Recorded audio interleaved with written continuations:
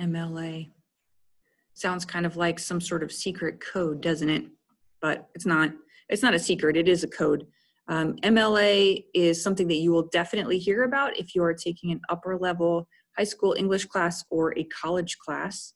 And so today I'm going to go over what MLA formatting is and just briefly introduce you to some of the first steps and the most basic aspects of MLA formatting.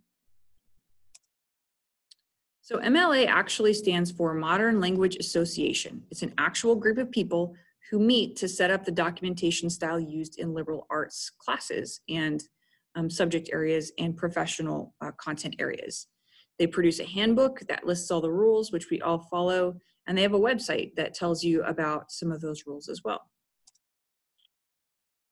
So MLA is a documentation style, and all subject areas in academia have documentation styles, but they don't all use MLA. So you'll learn a certain set of rules in your English class, but you would have different set of rules, say in your business class or your science class, with some key differences. So you'd want to make sure you're paying attention to which style is expected in different content areas. So in a different class, you might use APA, Chicago, or Harvard style, but in English class, you will always use MLA. These rules, this documentation style, would be used not just in classes, but also in professional journals that are published for different like career jobs. So if you were a sociologist, you would probably read a professional journal in sociology or psychology, or as you can see down here, there's one for child development, behavior therapy, math, sciences. They all have their own specialized journals, and they follow the rules of documenting their work, as you will learn in that particular class. So that term documentation style, it just refers to the rules that different subject areas follow when they are particularly publishing papers. So it's a common language within that group for academics to follow in order to seamlessly share information without having to kind of do it on the fly to make it neat and easy to follow.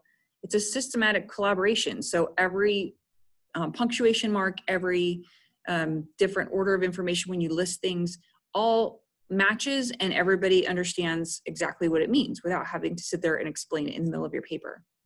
So documentation style for MLA includes page formatting, which I'm going to go over in this video. It also includes internal citations and works cited page, which I will address in different videos. Sometimes it can be really frustrating to think about MLA formatting because there are a lot of very specific rules, and some people get frustrated and feel like, why do I have to follow these rules anyway? So this is what I encourage people to consider.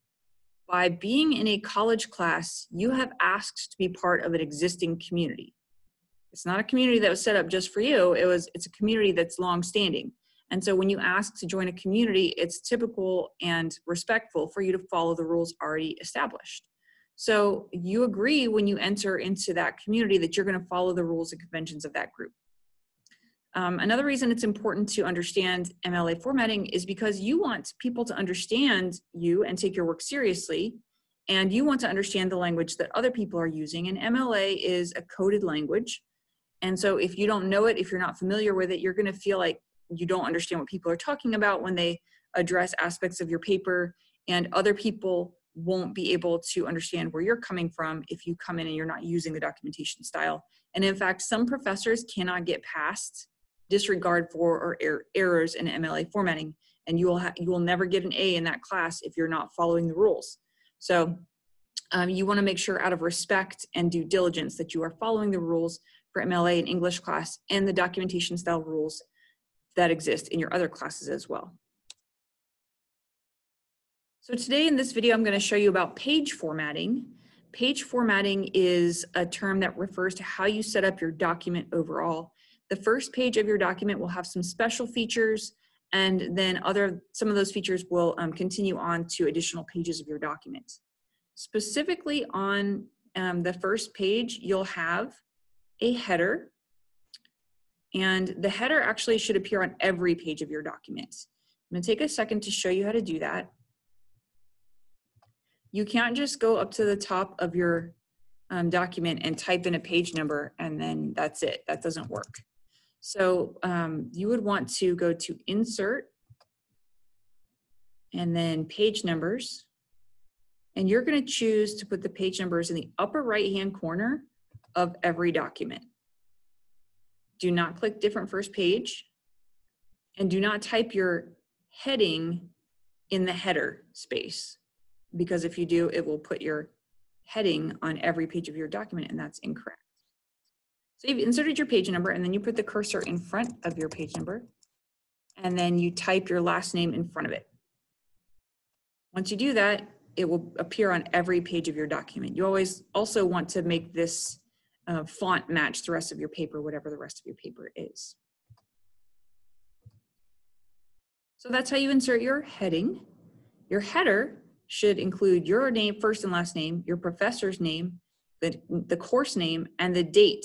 The date should be in MLA format. You'll see it's a little different than the way you would usually do it. You do the day first in a numeral, then you write out the month and put the year last. So again, you would want to go to your document and you would want to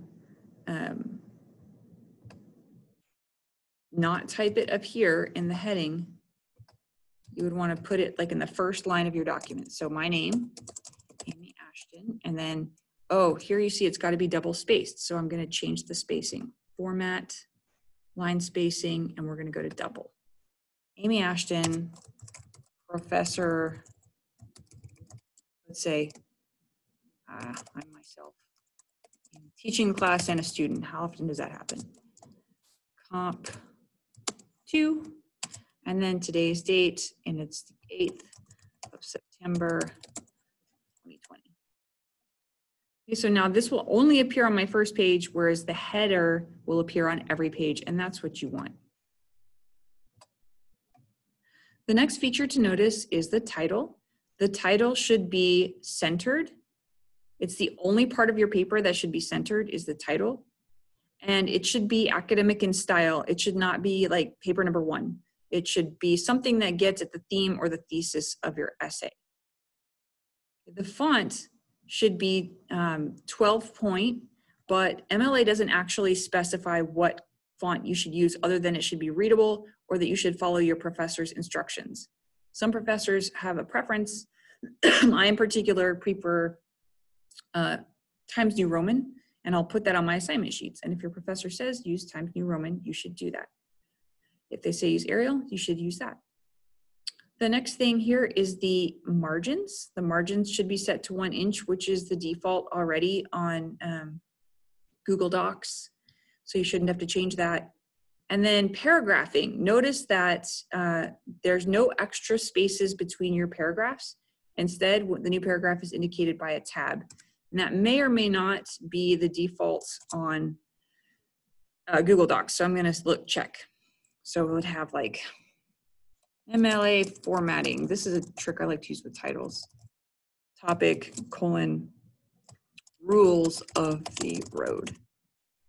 Okay, so once I have set up my title, I need to go back over to make sure it's adjusted to the left justification. Tab, paragraph. And now, if you started a new paragraph, you'd have to also use the tab and indent it. If by some chance it adds extra spaces between your paragraphs and you don't want it to, you have to change it. You can highlight it and change the custom spacing.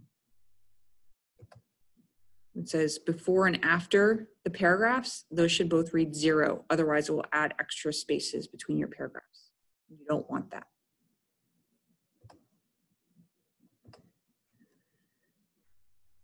Heading sections, you will only use if you're writing longer works, like long papers, and we may or may not get to that in Comp 1.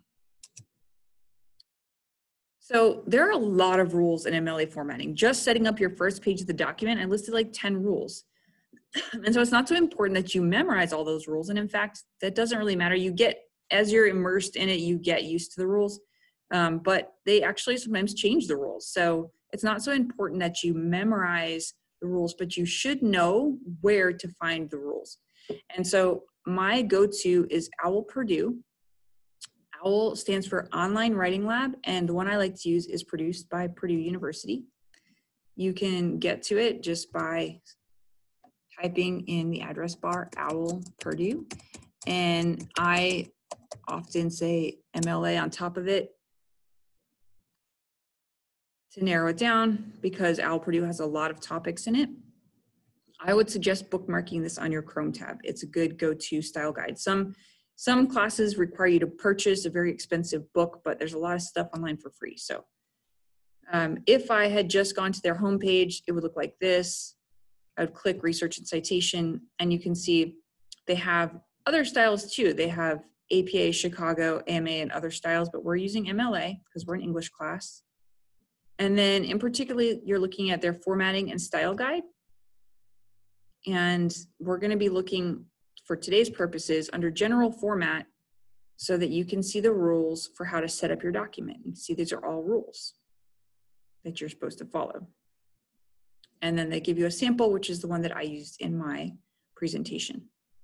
So if you get stuck and you don't know, you can just go to this style guide and they will help you. Another thing you can do is you can use the Google.